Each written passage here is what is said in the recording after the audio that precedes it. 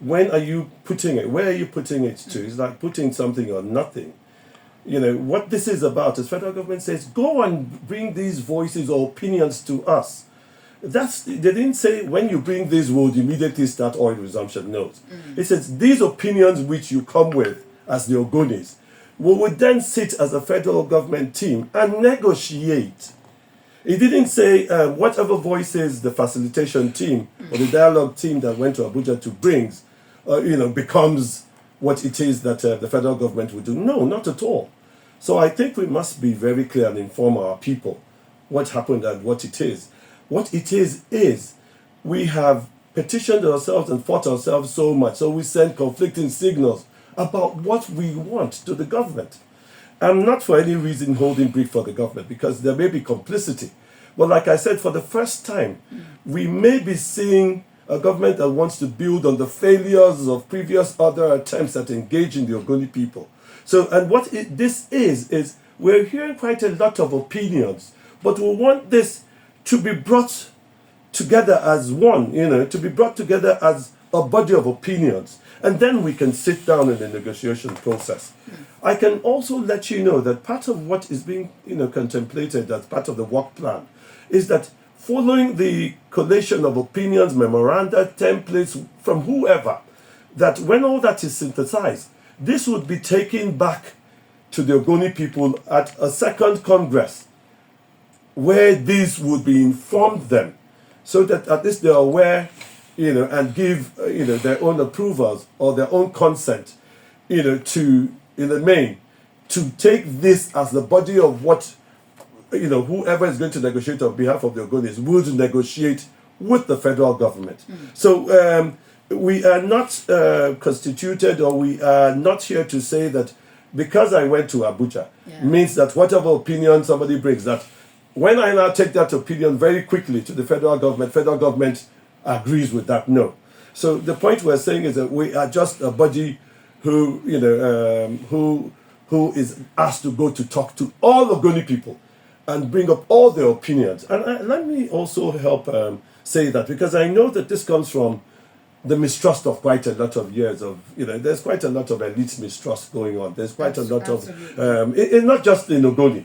It's not also just in oil resumption. It's across the whole lot of board. People feel they would do better. The people who are older, who have been in positions, are not acting in their best interest. Things are difficult for Nigerians around. And the truth is, on that kind of background, you have Ogonis who have become more educated, very dynamic, very honest in what they want to do, willing to put their voices and forwards in what they want. So when you're dealing with that, what you must do is imagine that you want the same things as the other Ogoni person wants. And then together, that if an Ogoni man is rich, I am richer. You cannot be richer than, you cannot be a rich man when you have everything and everybody in your community is poor. You'll then be the poorest man on earth. But when the entire, whatever markers or indicators you want to use of a community, GDP, poverty indices and all that are eradicated, and in the main, they're a rich community, I will thrive as Lebatam Ndegwe, because then I'll become a contractor if I so choose to be. Then I'll become a comedian. Then I'll become a radio person. Then my medical practice will thrive because my patients are able to pay more. So I am one, like a lot of people on that dialogue committee, who believe that everybody has a right to prosperity. The fact that I'm this tall or this eloquent doesn't make me better or more important than any Ogoni person. And that's why everybody agrees to the facilitation mechanism, the way it's set up. We have three of probably the most Ogonis with quite a lot of the expertise, quite a lot of the history of integrity, quite a lot of history of service, and ones with opinions that can't be driven by anybody. Professor Don Baridam was the former Vice Chancellor of the University of Port Harcourt. Archbishop Kate is a retired bishop of the Church of Nigeria. At one time was Dean of the Church of Nigeria.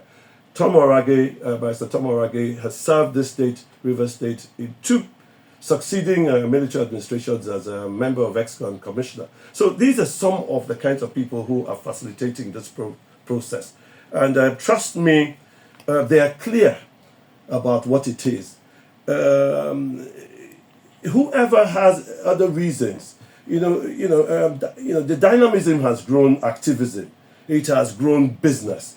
People want to be businessmen. People want to, there's quite a lot that has grown.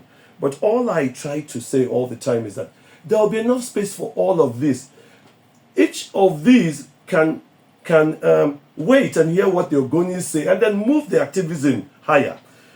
Each of those who want to do business or promote oil companies, this is not the remit of the charge that we have agreed with Mr. President to carry on.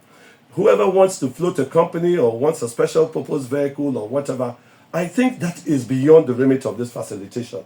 And so we're very careful not to begin to allow Ogoni people see us in those kinds of terms, because then we'll be skewing the voices of the people.